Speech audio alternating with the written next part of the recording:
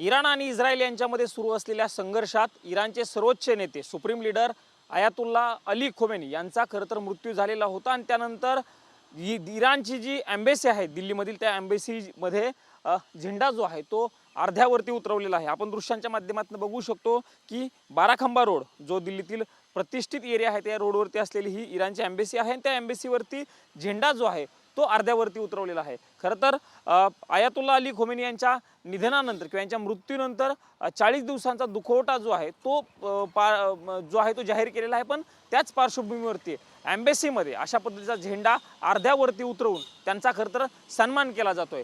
याच अनुषंगाने जर आपण बघितलं तर सगळीकडे ज्या पद्धतीने संघर्ष सुरू आहे त्या संघर्षाच्या अनुषंगाने पोलिसांचा बंदोबस्त जो आहे तो काही प्रमाणावरती या ठिकाणी तैनात केल्याचं चित्र आपल्याला बघायला मिळतंय।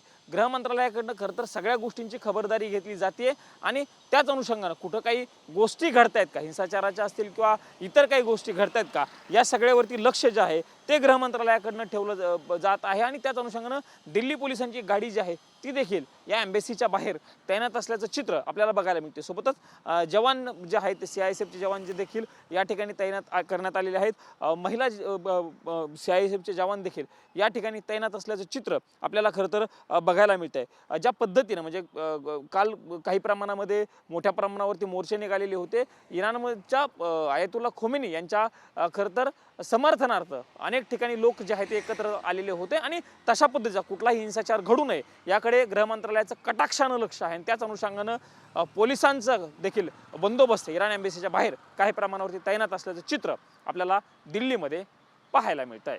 कॅमेरामन राकेश कुमार सह मी प्रमोद जगताप, TV9 मराठी, नवी दिल्ली।